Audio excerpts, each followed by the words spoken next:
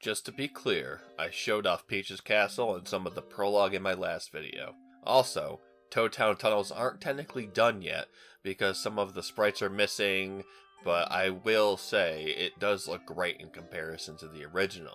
Now, from the get-go, the look of the game in general is very clean and sharp. No loose pixels hanging off the characters, none of that. Same goes for the wall and ground textures. Most of them anyway in this current build. Starting off here in Toad Town, you can see it looks rather nice, and the ground on both the grass and the road look nearly identical to the originals, but these are redone and look great, and that's sometimes all you need in a remaster. Also, the sprite work in this game is really great. They are all sharp and have the modern look to them like Origami King. Though some sprites can look a little bit weird at first, you'll get used to that along with some of the awesome retakes on sprites, being Chet Rippo. It's not the same person anymore. I wish that he retained his original sprite, but I do like the new one. Moving on to my problem with Toad Town. The skybox. Background? Whatever you want to call it. You get what I mean. It looks very plain here, like it's still a work in progress. I do hope there will be some more changes to it in the future. So now let's just move on to the Chapter 1 areas.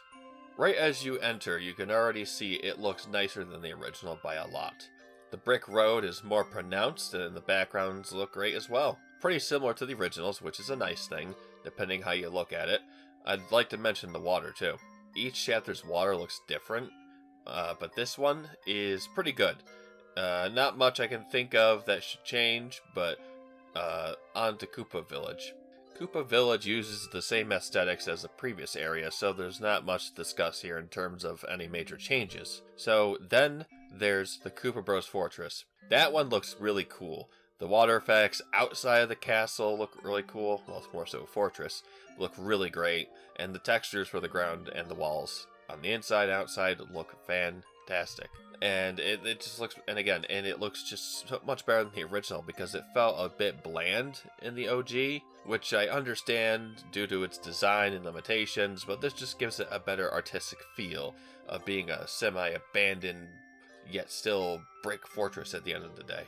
Now onward to Chapter 2. Right away, it pops out. Everything is once again very clean and sharp.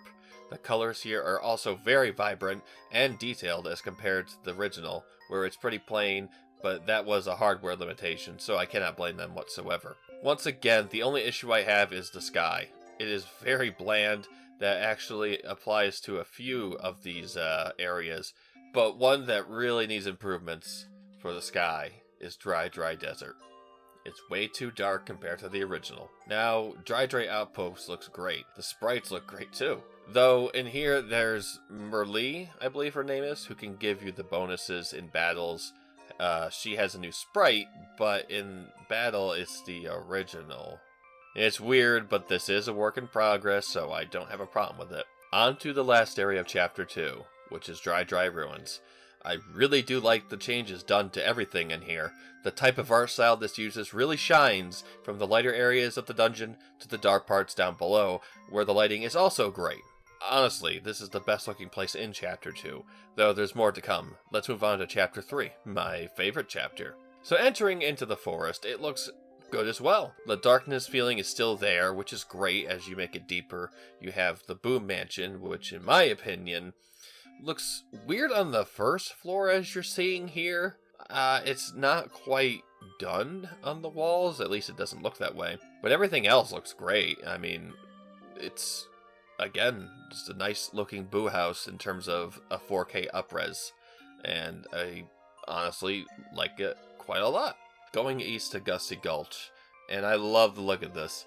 It's again highly detailed in comparison to the original N64 version, and again it complements just the way the game's new art style is, especially with Mario and stuff like that. But then we have Tubba Blubba's Castle, which to start is my favorite area in the game. I like giant mansions for some reason, but the design of the place and the textures was great, so in 4K it looks so nice, and probably is one of the best looking places in this entire mod. Now, this will be a quick one because this takes place in Toy Box, and honestly, is the weakest in terms of visual changes. Like, the sprites are better, and the textures are much sharper, but it looks pretty similar to the original. I really can't say much other than, yeah, that's the toy box, so again, not much to be said here. Now, Chapter 5.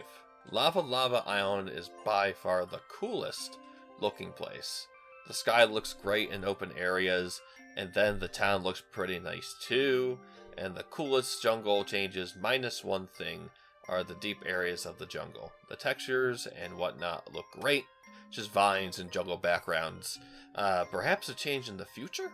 Moving into the last area, which is the volcano. Here, the textures everywhere stick out in a good way. It complements the areas with lava from the great lighting on Mario and just the area around it. Now, let's talk about the final chapter that's done as of this video's release.